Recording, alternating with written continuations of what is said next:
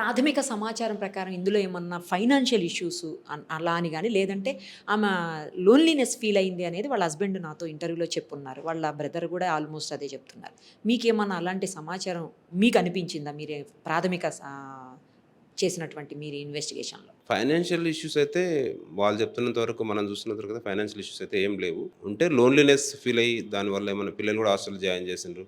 Plus వాళ్ళ husband కూడా దూరంగా ఉంటున్నారు. వాళ్ళ మదర్ అయితే ఉన్నారు. కాకపోతే ఒక లోన్లీనెస్ ఆ ఫీల్ అయ్యి ఒకవేళ చనిపోవడానికి అవకాశం ఉన్నట్టు అనిపిస్తుంది. వాళ్ళ ఫ్యామిలీ మెంబర్స్ అటు హస్బెండ్ గాని, బ్రదర్ గాని ఎవరి మీదన్నా అనుమానం వ్యక్తం చేయటం గాని, లేకపోతే వాళ్ళేమన్నా ఇన్వాల్వ్ అయ్యి ఉన్నట్టుగా గాని మీకేమన్నా అనిపించిందా సార్? లేదండి. అలా ఏం లేదు. వాళ్ళు కూడా ఏం చెప్పలేదు. ఆ విధంగా కూడా ఏం సాక్ష్యాలు కూడా ఏం లేవు. అంటే ఎంక్వైరీ చేసినా కూడా ఆ విధంగా కూడా ఎవరు చెప్పలేదు. అలా ఏం లేదు. రీసెంట్‌గా ఆమె పాస్ బుక్స్ అంటే బ్యాంక్‌కి సంబంధించిన పాస్ బుక్స్, తర్వాత ఆమె అకౌంట్స్ అవన్నీ తీసుకున్నారు అని అంటున్నారు డీటెయిల్స్. అవేమన్నా సీజ్ చేశారా?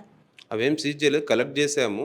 బ్యాంక్ కూడా పంపించాము. దాంట్లో ట్రాన్సాక్షన్ కూడా అనుమానాస్పదంగా సంథింగ్ అట్లా ఏమి అనిపించట్లేదు. రెగ్యులర్‌గా ఆమె సాలరీ వస్తుంది. ప్లస్ ఈఎంఐస్ ఏవి ఉంటే అవి క్రెడిట్ అయిపోతున్నాయి తప్ప వేరే ఏం లేదండి. అనుమానాస్పదంగా ఏం లేదు. కారు గూడా ఏమన్నా అంటే పెట్టిన పరిస్థితులు గాని, లేకపోతే అక్కడ ఉన్నయి ఏమన్నా అనుమానాస్పదంగా అనిపించిందా సార్? పార్కింగ్ గాని ఏమన్నా? లేదండి. అలా ఏం లేదు.